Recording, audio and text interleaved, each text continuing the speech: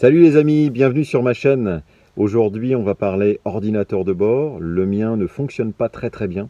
Je soupçonne une panne, mais c'est peut-être une autre. Et, je vais donc essayer de résoudre le problème avec vous aujourd'hui. Et puis bien sûr, je vais vous montrer comment on retire l'instrument du tableau de bord et comment effectivement il est nécessaire de retirer le volant auparavant. Donc j'espère que ça va vous servir. Déjà pour commencer, l'ordinateur de bord, pour ceux qui ne l'auraient pas, donc c'est cette petite fenêtre qui est ici et qui se pilote avec un commodo qui est ici. Et en fait, eh bien, on peut faire basculer différentes informations. Là, vous avez par exemple la vitesse instantanée, vous avez ensuite la température extérieure, vous avez l'autonomie, vous avez la consommation moyenne, la vitesse moyenne, et le totaliseur partiel. Donc j'ai fait 871 km depuis la dernière remise à zéro. Voilà. Alors d'abord, c'est un objet qui est super sympa. Pourquoi? Parce que en fait, on se passe après un certain temps de la lecture du tachymètre, parce que tout est résumé ici. Donc ça c'est extrêmement pratique parce que c'est vraiment dans l'axe de vision. En plus le tachymètre a jamais été très lisible, notamment avec les branches de volant, etc., etc. Donc je peux vous dire que quand on a cette option, on a du mal à s'en passer. Et donc moi mon problème c'est que ce petit écran qui est ici est normalement beaucoup plus lumineux, il est éclairé par une petite loupiote comme celle-ci là. La question c'est de savoir est-ce que c'est ma petite loupiote qui est morte, et à ce moment-là c'est un changement que je vais essayer de vous montrer et qui est de toute façon extrêmement simple et à la portée de tout le monde. Ou alors, deuxième hypothèse, eh bien, la panne touche directement au fonctionnement de l'écran, et là, ça dépasse très largement mes compétences. Il faudra donc envoyer l'instrument auprès d'un professionnel. L'objet de cette vidéo, c'est de toute façon vous montrer comment on retire l'instrument du tableau de bord, ce qui est de toute façon incontournable. Alors, je vous montrerai certainement un jour comment on peut, à partir d'un véhicule de série, sans l'option, eh bien, simplement mettre l'option en place, parce que tout simplement, c'est extrêmement simple. Il suffit de se procurer un contour avec l'ordinateur de bord, il suffit de trouver un commodo et tous les branchements, tous les faisceaux sont en attente. Donc c'est vraiment du plug and play, c'est vraiment très sympa parce que vous rajoutez une option sur votre véhicule, et je peux vous dire que l'ordinateur de bord, finalement, eh bien, on a du mal à s'en passer au bout d'un moment. Pour retirer cet instrument, il faut donc d'abord retirer ce volant. Sur le volant que j'ai, il n'y a pas d'airbag. D'abord, je vais couper le contact, ce sera plus simple. Voilà. Il n'y a pas d'airbag, donc pour les volants avec airbag, eh bien, il faudra attendre que quelqu'un d'autre fasse un tuto, parce que moi, je n'ai pas d'airbag, donc je ne pourrai pas vous montrer. Mais en fait, pour les coussins classiques, eh bien, déjà, on va coincer le volant entre les genoux, et on va tirer légèrement vers soi pour débloquer le coussin. Voilà, hop, c'est juste clipsé, et vous ferez attention parce qu'il y a derrière un câble qui permet de relier le klaxon. Donc voilà, on retire tout simplement ce câble, voilà. Et ce que la plupart du temps les gens ne savent pas, c'est que ces petits clips en plastique là, ils sont d'abord très fragiles, donc on peut heureusement les trouver au détail, mais en fait on peut régler la sensibilité et je dirais la course du coussin du klaxon, parce qu'en fait il fait contact sur ces plots, et vous pouvez régler la course en fait du coussin central de klaxon en agissant sur ces trois petites vis, en les vissant ou en les dévissant, et ça peut être utile si on est en mesure de remettre la voiture à l'origine et qu'on vient mettre un volant d'origine. Parfois le volant arrive avec un réglage qui n'est pas toujours optimal, donc ça c'est bon à savoir. Deuxième chose, c'est que ici vous voyez généralement, alors là on lit pas très bien, je sais pas si ça se voit bien à l'écran, mais on lit septembre 90, et c'est intéressant parce que ça vous permet de dater un petit peu le moment où votre voiture a été fabriquée. Voilà. Alors une fois que vous en êtes là, eh bien il faut aller dévisser un écrou qui est ici là. Donc moi j'ai ouvert ma belle caisse à douille, et j'ai sélectionné dans la boîte une rallonge et une douille de 24. Et donc on va aller directement mettre la douille au fond.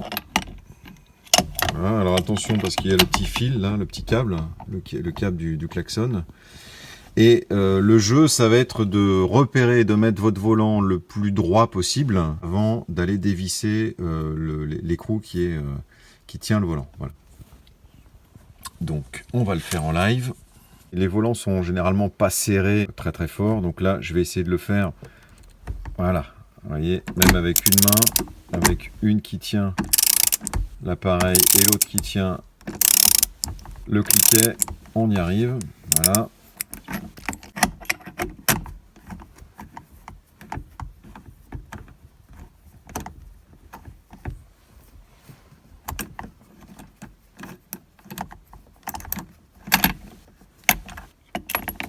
Voilà, donc là, est-ce que j'ai récupéré quelque chose? Non, si.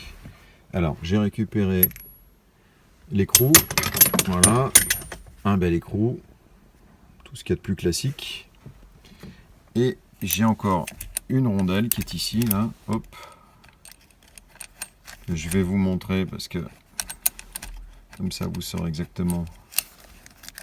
Non, je ne vais pas vous la montrer. Je vais tirer directement le volant. Une fois qu'on est là, eh bien, le volant vient tout seul, uniquement voilà, en tirant dessus. Et la rondelle, vous l'avez vu, elle est au fond. Il ne faut pas l'oublier quand on remonte le volant. Voilà. Et donc, on a beaucoup plus de place pour intervenir, mais il y a encore le carter, en fait, ici, là, qui protège donc les commodos.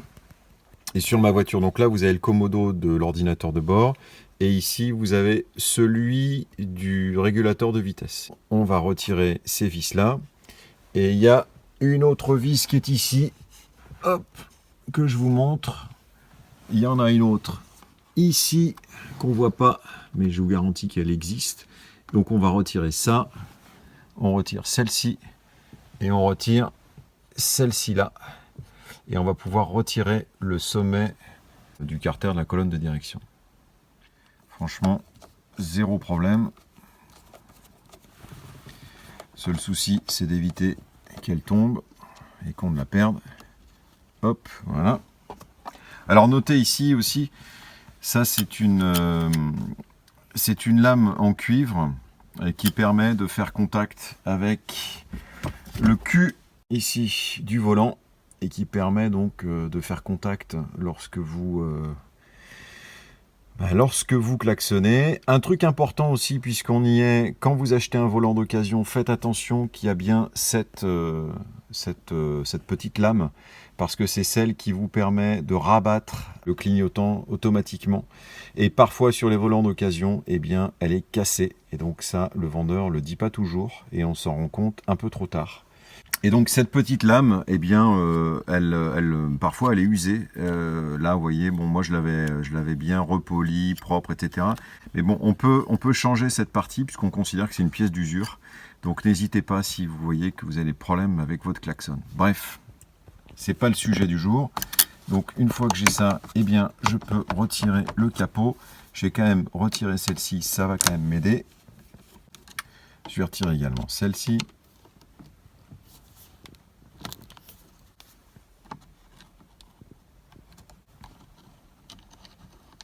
Et ensuite, en faisant un peu jouer, on arrive à dégager.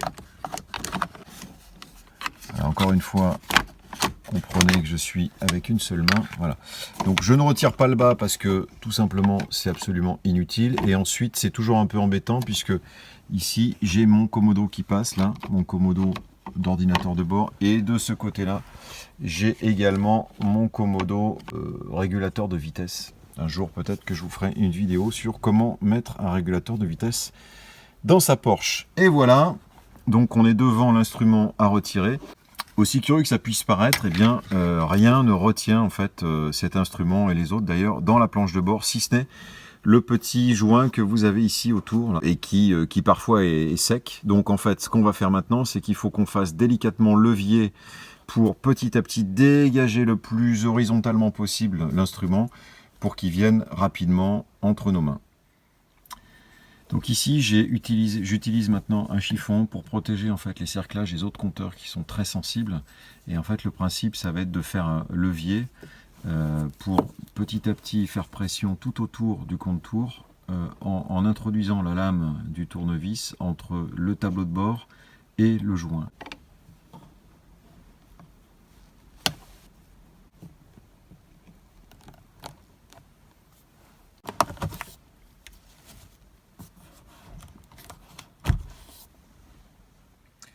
Alors une fois que tout est débloqué, vous voyez, ça vient très très facilement.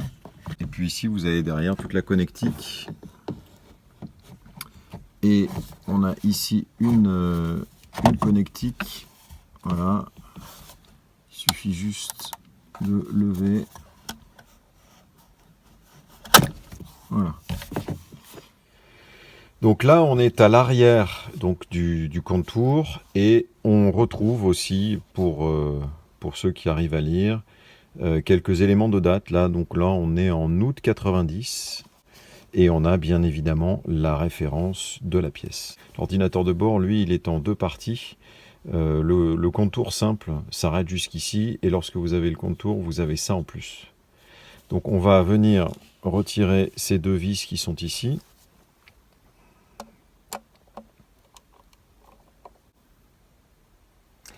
Et là, il faut être assez délicat parce que vous voyez, là, il y a des contacts qui sont là et qui vont traverser, en fait, ici. Donc, lorsqu'on lève, il faut lever avec une grande délicatesse l'instrument pour éviter d'abîmer quoi que ce soit.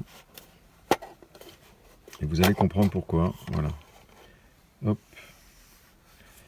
Et vous voyez ici les fameuses lames qui vont faire contact et qui passent à travers ici les différents trous.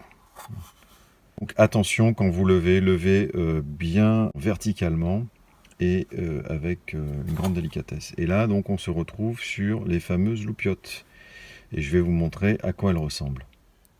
J'ai dans la main une petite loupiote, voilà, comme on peut trouver dans l'ordinateur de bord. Vous voyez qu'il y a deux couleurs. Donc les vertes bleues, en fait plutôt vertes d'ailleurs, correspondent à une puissance de 0,8 watts et les jaunes à 1,5 watts. Donc à ne pas confondre et surtout ne pas intervertir au risque d'abîmer votre fond de compteur.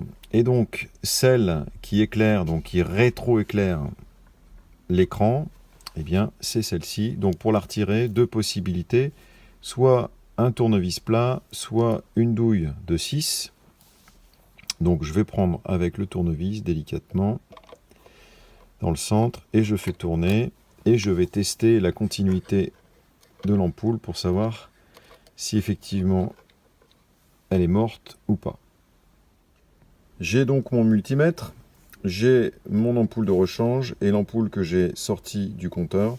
Et je vais donc venir mesurer la résistance.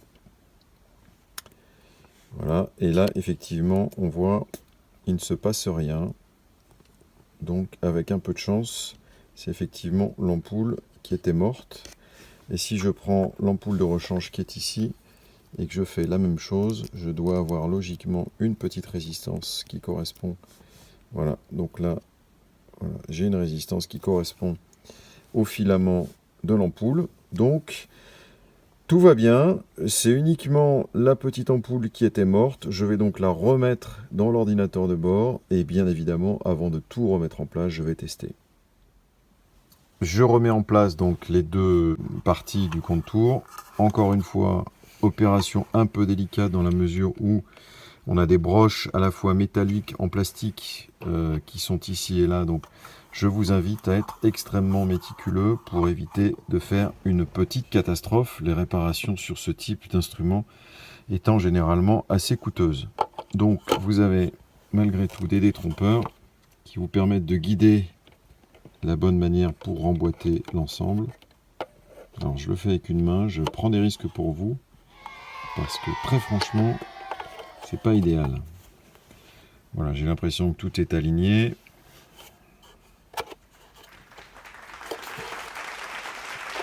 Voilà, ça a l'air d'aller. Hop, je fais une pression. Je vais pas remettre les vis maintenant, je vais rebrancher. Non, je vais arrêter ça. Il n'y a plus qu'à donc connecter les deux. Donc veillez à bien introduire le contacteur comme il faut. Il y a des détrompeurs dans tous les sens, mais faites quand même attention, c'est assez délicat.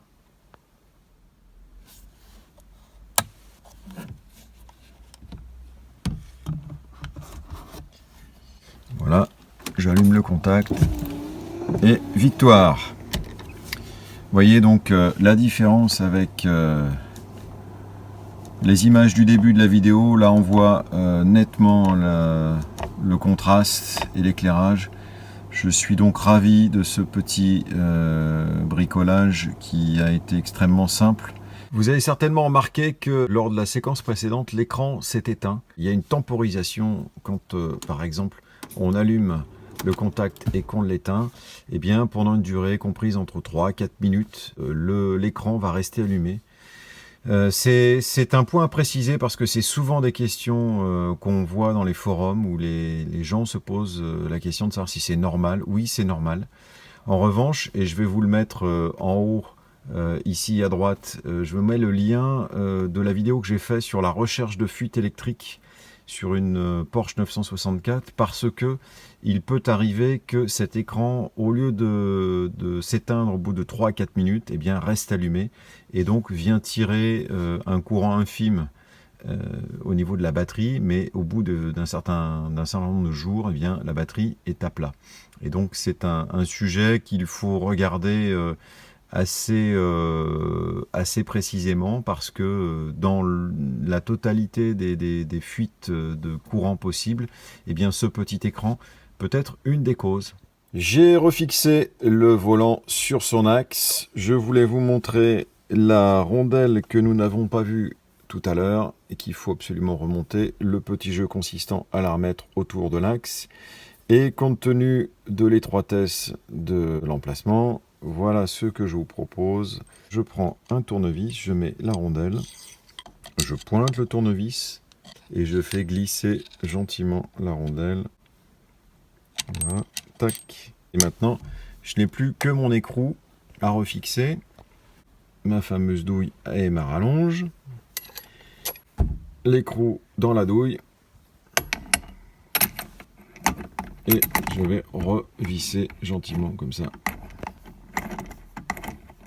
Enfin, on n'oublie pas de reconnecter le klaxon. Et là, on vient juste presser doucement. Voilà. N'hésitez pas à faire un essai pour voir s'il y a le contact et si on entend bien le klaxon. Voilà, petit test du klaxon. Voilà, tout fonctionne. Génial. Voilà, tout est fini. Bricolage suivant. Yes les amis, ça y est, c'est terminé. Encore un bricolage, j'espère qu'il vous aura intéressé. Surtout, je souhaiterais que vous puissiez vous abonner à la chaîne pour la soutenir. C'est super important pour moi. N'hésitez pas à liker également les vidéos, c'est super important. Et n'hésitez pas surtout à partager. Et moi, je vous dis à très bientôt.